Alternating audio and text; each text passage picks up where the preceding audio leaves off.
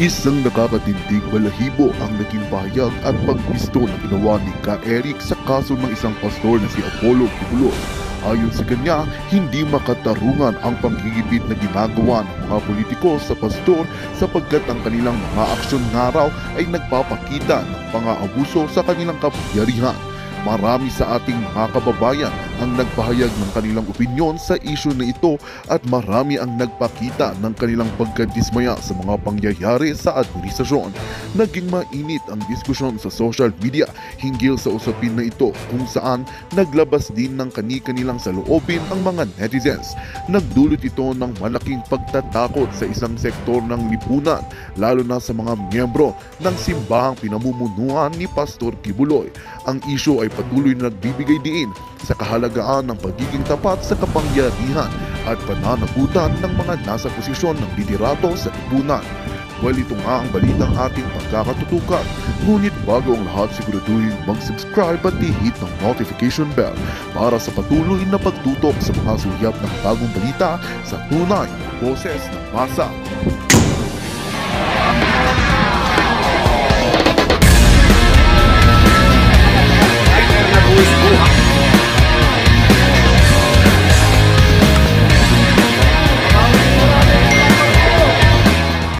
Akusasyon at anumang aligasyon kontra kay Pastor Kibuloy o sino mang ordinaryong mamamayang Pilipino ay hindi kaagad na nangangahulugan na ito ay totoo at guilty na ang pinaparatangan.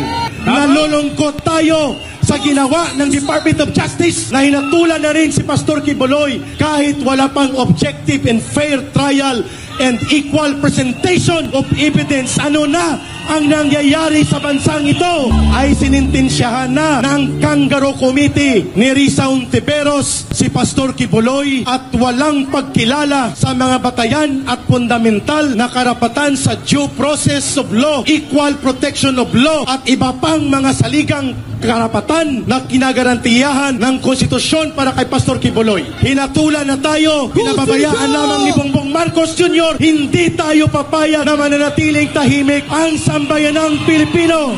Ayan, Risa at Bonjing, nabulaga po mga kaibigan sa matinding pasabog po ni Ka Eric mga kaibigan. Ito na naman ang sinasabi natin guys. Talagang sapul na sapul po itong si Risa at si Bonjing dahil ganyan naman palagi niyong ginagawa lalo na si Bonjing na yan, di ba? Palagi niyang ginagawa yan. Wala pang ang kasalanan yung isang tao, pinipreempt na kaagad. Sinasabihan na kaagad niya kriminal. Sinasabihan na kaagad niya ng guilty. Wala pang ang preliminary investigation, wala pang klarong evidence, wala pang klarong testigo, pero ang ginagawa nila guys, guilty na kaagad yung isang tao. Ang tawag dyan ay Kangaroo Court. At syempre, hindi na naman iwasan mga kaibigan, yung pinakamatinding hatol po ng ating, itong pinakamatinding hatol ng mga taong bayan, yung tinatawag na trial by publicity. Dahil itong si Risa po mga kaibigan ay may plano pong tumakbo. Nagpapasikat lang mga kaibigan. Kaya itong si Ka Eric guys, ito may pasabog na naman sa dalawa. Dahil hindi kayo tumitigil hanggang ngayon. Lalo na yan si Kuting. Wala pong pakialam kung ano na nangyayari sa bayan natin. Wala po siyang say. Basta, wala lang. Tamad. Siguro natutulog lang siguro yun. So mga kaibigan, yung po pag-uusapan natin ngayong hapon at meron po tayong breaking news. Meron tayong napakagandang balita guys. Siyempre, good news din tayo. VP Sara. VP Sara po mga kaibigan. Top 1 na naman. Performing cabinet members. Palakpakan. Top 1 na naman po si VP Sara mga kaibigan. At meron pa tayong isang breaking news. Senator Amy Marcos, tutol po sa contempt laban kay Pastor Kibuloy. At yung meron pa guys, no? Pag-uusapan din natin to. Dahil itong mga di umano'y, mga nabayaran, nabayaran daw ni Nino mga kaibigan. Siya pala ang nagbayad. Yung mga peking realista po ni Nino, itong si Bukabs. Kumanta na po guys. Nilaglag po ni si Nino, grabe palang ginawa nito. Talagang naka-uniforme pala siyang PNP. At meron pong nakapagsabi niyan. Nilaglag po siya guys at itinuro siya na siya talaga yun. Itong si Bading Garcia Calvo. Yan po pag-uusapan natin ngayon, pero bagong lahat, kung bago pa lang kayo sa aming channel, mag-subscribe na po tayo mga kaibigan. Huwag niyong kalimutan mag-comment, like, at paki-hit yung notification bell para updated kayo sa aming mga bagong videos. ADF 2.0 po ang aming FB page. Follow, like, and share ng mga videos. Ayan, live na naman tayo mga kaibigan. Napakabilis po ng panahon. Thursday na po guys. Napakainit na Thursday. Mukhang summer na. Hello summer! Goodbye lamig! Summer na naman mga kaibigan. Nako. Ang bilis talaga ng panahon. Biro nyo guys, bukas, thank God it's Friday na naman. Sus, ano ba yan? Pero tingnan nyo mga issue natin guys. Napakatindi. Patindi ng patindi ang mga issue. Pabilis ng pabilis naman ng panahon. Kaya bilisan po natin guys, no? Kailangan hilahin na natin para bumaba na po sa pwesto yung sikuting na yan. Dahil hindi na po tayo makakapagpigil guys. No? Tama na. Sobra na. Palitan na. No, wala na eh. Wala nang silbi mga kaibigan. So, marami po tayo pag-uusapan guys. Pero syempre, babatiin mo natin mga OFW natin, ng ating mga suki sa abroad. Ang ating mga bagong bayani, saludo po kami sa inyo. Sana po ay nasa mabuti kayong kalagayan. At sana po ay tuloy-tuloy lang po ang inyong pagtatrabaho dyan. At more blessings po sa ating mga kababayan dyan sa abroad na nagtatrabaho po mga kaibigan. At syempre ang ating mga suki, ang ating mga avid listeners, viewers, syempre ang ating mga subscribers at mga members, maraming salamat din sa inyo. Dahil kung wala kayo guys, wala tayong channel, no? So maraming salamat po sa inyo. Syempre, hindi po kami nawawalan ng papasalamat sa inyong lahat. Maraming salamat dahil 150,000 na yung subscribers natin. Ayan, palakpakan po natin guys. Napakagaling nyo. Kayo ang aming boss. Kayo ang mga boss dito sa channel. Ayan po mga kaibigan. So, quick shoutout na tayo mga kaibigan bago po natin umpisahan ang ating pinaka-matinding issue ngayong hapon. Rodeto Cornelio, ayan, shoutout naman dyan, boss. Shoutout sa iyo, Rodeto Cornelio. Ayan, si Beauty Galban, Banderas Bong, hello. Catalina Fox 206, Riggs Soriano, Catalina, Beauty Galban, Ida Isidro, Ensos, si Marfe, Narcida, and si Teresita Lim, Elena Calapis, good afternoon everyone. Ayan, Giovanni Severo, Bastaki, hello Bastaki. Lynn Cordinera, Vivian, sino pa? Celso Facundo, Sandra Escolano, Victoria Galvez, Gina Luzcardo, Alma Jornales, andito din mga kaibigan, oh. Beauty Galban, magandang hapon sa iyo dyan. Ayan, si Lina Pakingan, si Delia Abainza, Menchi Ison, Kat Lover, Tessie Amanuma, Lynn Cordinera, Catalina Fox 206, Danilo Enriquez, Corazon Austero, naku, ang dami na pala nito. Nena Esteban, Nancy Jurado, Danilo Halandoni, Elizabeth Xiao, ayan, Kaharo din Kamar, Chrissy Brooks, bakit ka maganda? Oy, Chrissy Brooks, bakit ka daw maganda? Sabi ni Kaharo din Kamar. Ayos yun ah. Alfonso Jurado Jr., Glory Hapman, kumusta ka na dyan? Yong Yoni. At ang ating first honor ay si Wong Yoni King. Ayan, first thumbs-up dan. Maraming salamat Wong Yoni ha. Ayan, sa mga hindi pa po nagtuslok dyan, tuslok ka agad kayo. Yamada Cherry, hello! Konnichiwa! Kumusta ka na dyan? Ayan, si Ignacio Largo, andito pala. Si Vito Carol, Arlene Arellano, at si Kesha Sierte. Okay mga kaibigan, pag-usapan ka agad natin to guys, no? Ayan, Vian, congratulations PP Sara Duterte. Ayan. Pag-usapan ka agad natin ang good news. Unahin muna natin ang pinakamagandang balita ngayong araw mga kaibigan, no? Ito po, silipin nyo sa inyong mga monitor, sa inyong screen. Ayan po ang ating napakagandang balita ngayong araw na ito mga kaibigan. Ayan po, 65% na naman. Grabe talaga si BP Sara. No? Namamayagpag po ang ating mahal na Vice President Sara Duterte mga kaibigan. Top performing cabinet members, official po. Palakpakan guys, palakpakan nyo naman si BP Sara mga kaibigan. Despite po sa mga nangyayari guys, kayo sa bansa natin. Ang dami po mga issue. Kaliwat kanan po ang pagpapatikos kay BP Sara. Kung ano-ano na mga sinasabi nila. Hanggang ngayon, hindi pa rin sila tumitigil. Pero tingnan nyo naman yan. Top 1 na naman guys, performing cabinet official. Di ba? Nagtatrabaho po si BP Sara mga kaibigan. Very professional po siya guys. Ginagawa niya ang kanyang mandato as Vice President and at the same time as DepEd Secretary. Ganyan po si BP Sara mga kaibigan. Kahit anong nangyari, no? Alam natin guys, ang daming issue ngayon. Hindi kamo nagtatrabaho po si BP Sara guys. Unang wala siyang pakialam sa mga issue. May pakialam po si BP Sara sa mga issue. Kaso lang, ang inuuna niya guys, ang taong bayan. Kasi si BP Sara guys, kung may nangyayari po, talaga nagpo-post kaagad siya sa Facebook page niya. At nagbibigay kaagad siya ng statement. Diba? Nagre-respond kaagad siya guys. Kunwari, may nangyari sa Davao o may nangyari sa Mindanao. Nagre-respond kaagad siya, hindi po niya pinapaabot ng 24 hours yan guys. Nagbibigay kaagad siya ng statement. Ganyan po dapat ang mga opisyal ng gobyerno. Hindi katulad ng ating Kuting, itong si Kuting na to. Talagang ang tagal bago mag-respond. Di ba? Minsan nauuna pa yung happenings niya, mga party niya, nauuna pa yung travel niya, nauuna pa yung panunod niya ng concert. Pero si BP Sara po guys, pag meron pong mga nangyari sa Pilipinas, agaran kaagad yan guys ang kanyang respond.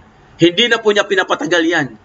Agad-agad siya nagbibigay ng magagandang statement or mga inspiring na mga statement para sa mga kababayan natin na nasa salanta po.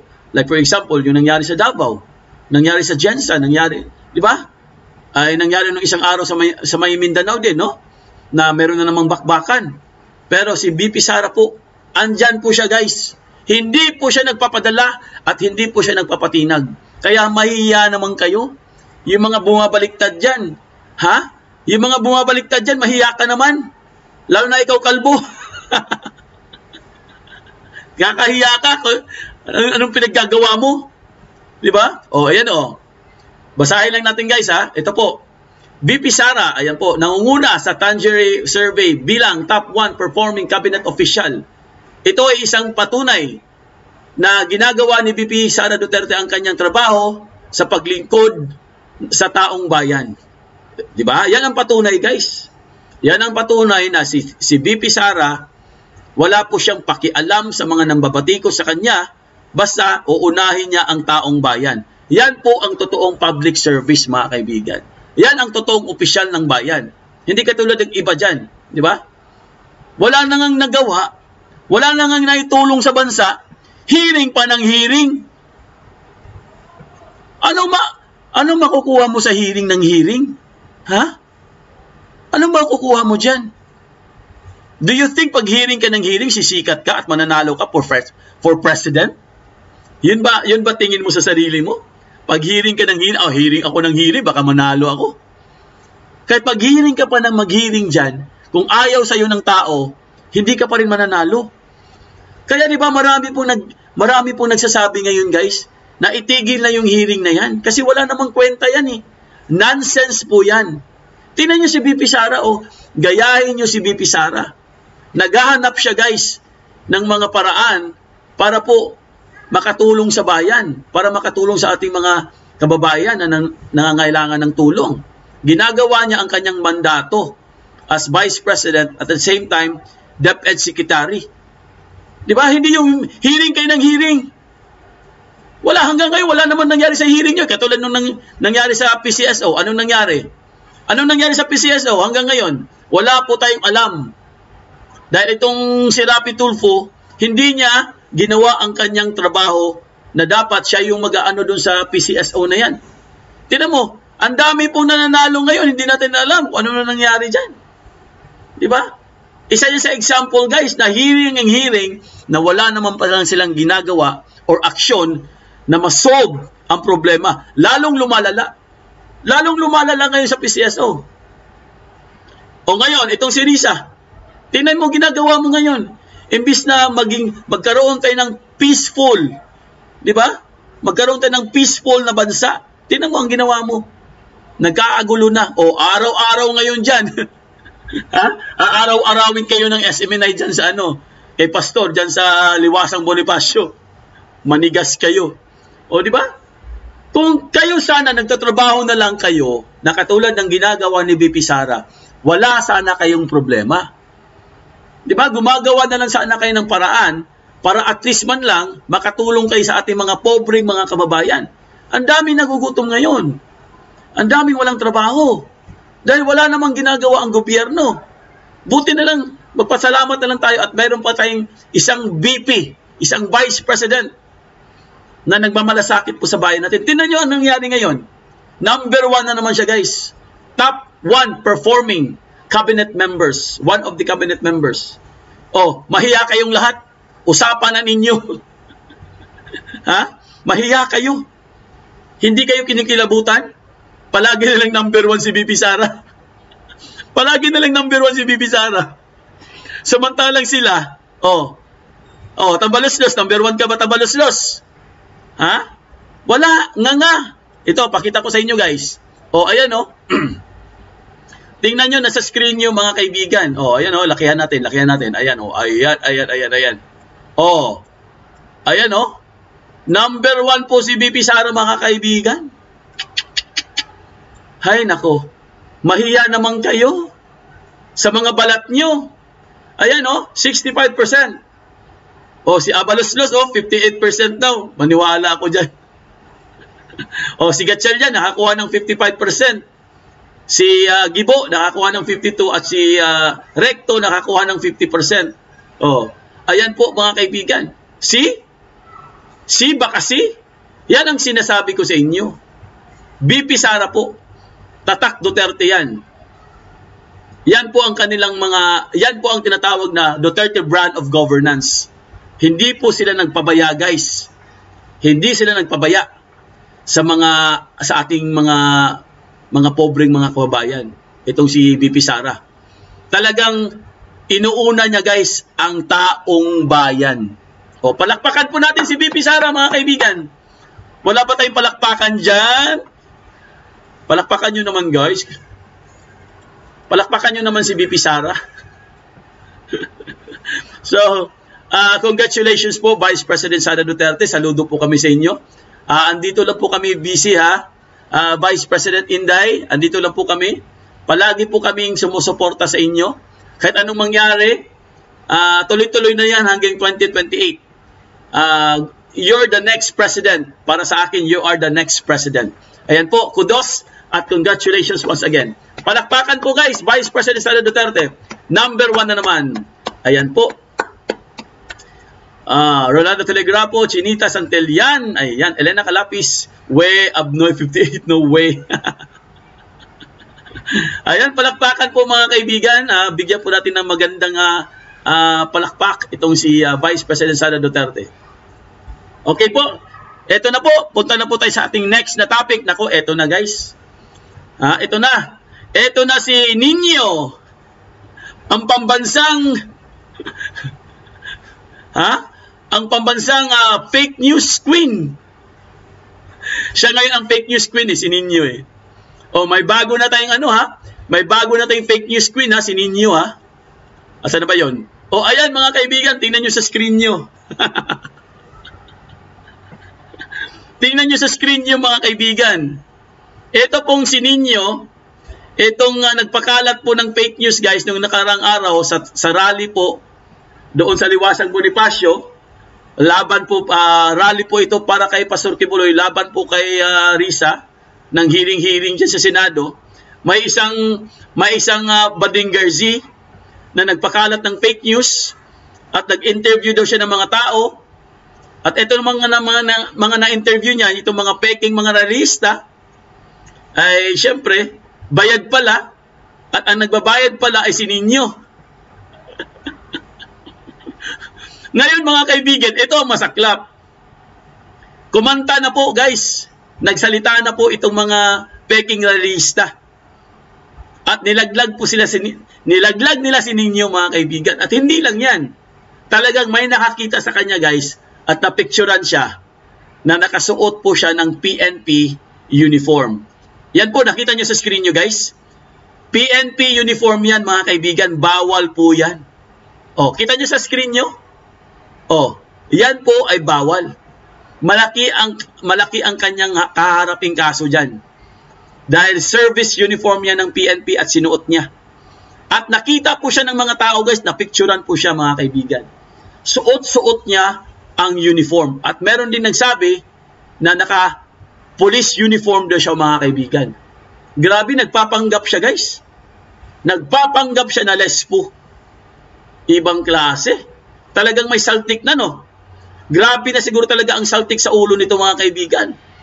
Kasi bakit niya nagawang magsuot ng police uniform? Eh bawal yan. Di ba? Dapat talaga ikulong to. Dapat talaga maghimas rehas na to para matikpan niya ang ano yun. Kasi dati guys, nakulong na yan. Nahuli na yan eh. Ang kaso din niya is cyber libel din. Pero saglit lang siya sa kulungan mga kaibigan. Nag-bail out kaagad siya. Dahil malakas yata ang kapit. Pero this time mga kaibigan, sana po sisiguraduhin na talaga nila na hindi na ito makawala. Dahil pagala-gala sa kalye, nakakatakot eh. Tululaway ito guys eh. Mamaya makakagat eh. Mamaya makakagat to eh. Makahawa pa ng zombie to. Di ba? Oo. May something sa ulo to guys. Mukhang may saltik na talaga. Mukhang grabe na po ang saltik sa kanyang ano. Kaya kailangan mabilis ang action po. Hulihin nyo na kaagad. Arestuhin nyo at ikulong nyo. Dahil baka makahawa pa yan. Okay mga kaibigan ha. Ito papakita ko sa inyo guys no. Matindi po ang mga na-interview guys no. Ito mga na-interview na mga di umano yung mga ano no, peking rarista ni Nino na interview po guys. At ito ang kanilang mga salaysay no. Pakinggan po natin guys, panoorin po natin mga kaibigan. Ready na ba kayo? Ito po sa mga hindi pa po nagtuslok diyan, tuslok po tayo guys. At paki-share po ang mga videos. Maraming salamat. Bye. Okay, ito na po ang mga testigo na nilaglag po si Nino mga kaibigan. Talagang ibang klase po. Grabe ang ginawa ni Nino guys.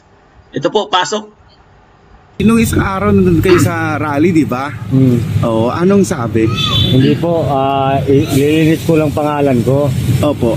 Ginuha kami dito sa mga kasamahan ko.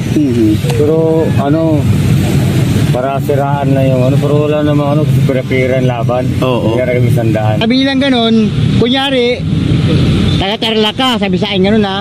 Kunyari, bibigyan kayo ng 2,000, para sa akin yun ha. Tapos kunyari, 300 lang binigay sa'yo, kunyari nagalit ka. Acting lang yun sir, acting. Sino yung lapis sa inyo, boss?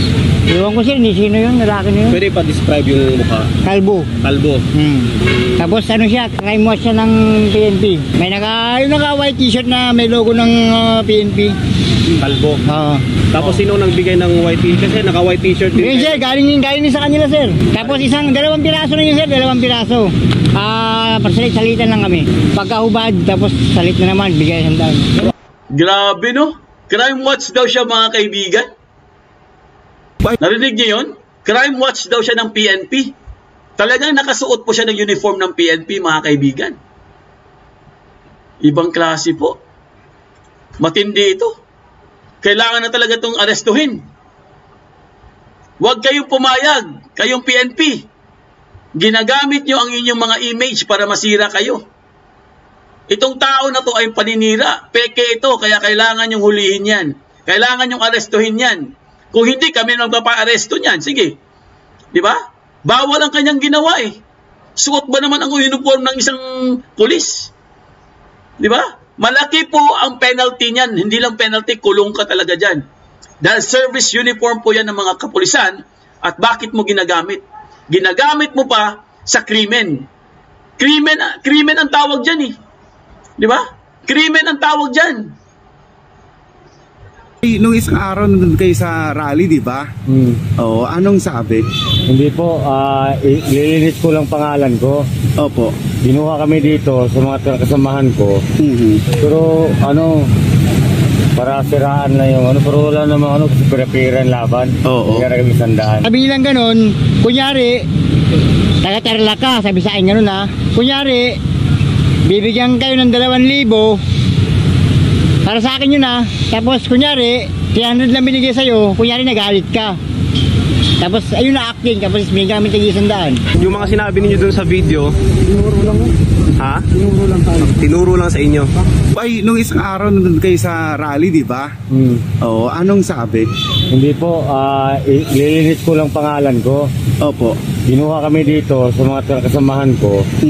Pero para para siraan na yung ano, pero wala namang ano, kasi pira-pira ang laban. Oo. Kaya kami 100. Binigyan kayo ng pera ng 100 Oo. para siraan yung rally.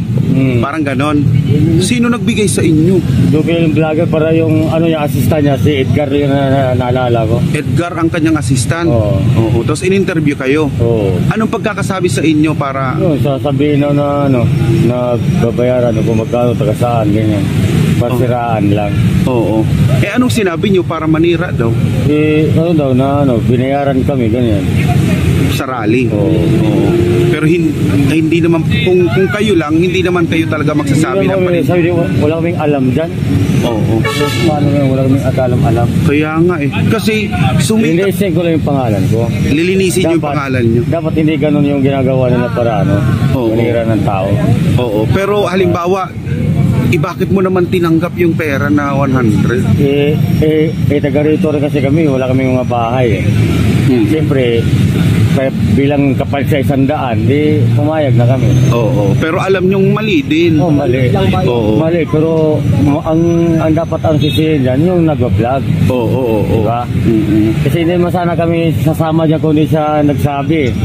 Gusto ko lang mali sa pangalan ko. Dapat humarap din siya. Oo. Kasi kumakalat din yung kayo sa social media, diba? Pati yung sa pamilya ko, yung hiya na nga ako Diba? Dapat ang sisihin dyan, yung kumukuha ng video. Basta alam ko, kalbo yun tapos yung assistant niya, si Edgar. Oo. Dapat sisihin nila yung tao. Kasi sa mga kasamahan ko dito, kinuha lang kami dito. Yun na nga, akala ko kasi kung maganda, hindi pala maganda. Kaya nagtaka nga ako kung bakit ganun, na kumalat ka agad. Okay. Dapat hindi nila, dapat linisin, dapat humarap siya dito. Para malis ang pangalan namin lahat dito. Oo. Ngayon lang to nangyari sa inyo na... For the first time sa buhay ko to na makita sa social media. Oo, dahil kumakalat nga kayo Pati ngayon. yung pamilya ko to, nagagalit sa akin. Oo. Okay, sige. At least nalinis mo yung pangalan. Oo. Ilinisin natin yung pangalan mo ngayon. Sa lahat na nanonood ngayon, dapat huwag niyong husgahan yung tao na binayaran lang kami. Dapat sisihin dyan yung kumuha sa amin ito ng video, pati yung si Edgar. Oo. Kaya ko naman ituro sila Oo. So, kung alam ko lang na panirampuri lang pala yun Oo. ba't tatanggapin ko? Correct. Diba? So, So, kadali lang yun Oo. So, tinuruan kayo kung ano tinuruan sasabihin. kami kung ano sasabihin. Dapat linisin din yung pangalan namin. Hindi yung kami lang maglilinis. Dapat siya rin magsasalita. Ngayon, okay na yan. Malilinis na rin yung pangalan nyo Oo. ngayon dito. Sa lahat naman ng sa lahat ng nagpupuso sa social media, huwag kayo manirang puri sa akin kasi binayaran lang kami. Okay. Ganun kadali lang. Ano masasabi mo doon sa vlogger na nag-interview siya? Dapat humarap siya sa akin dito para malaman din niya. Okay. Para makuyog siya dito sa mga tao dito ang ginawa niya. Naku. Ang kadali lang yun. Wala kayong mask boss para makita. Hindi po kasi nagkati kasi yung pamilya ko Kaya ako ito magpakita. Oo. Pero Ako mga kaibigan, pag nakita nila si Ninyo guys, kukuyugin nila. Pag nakita nila si Ninyo. O Ninyo, pumunta ka daw doon para kukuyugin ka. Siguradong bububugin ka ng mga yan. Dahil sa ginawa mo, nagpakalat ka ng fake news, niloko mo sila. Yari ka ngayon Ninyo, huwag ka ng pag-alagala.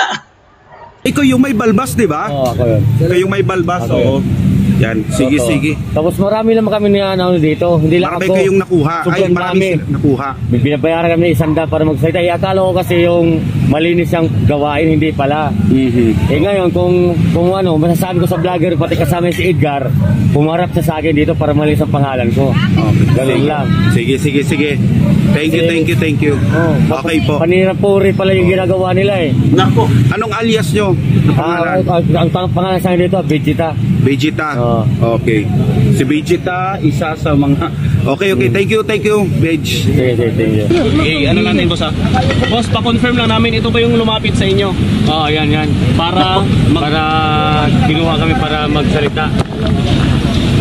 At dito na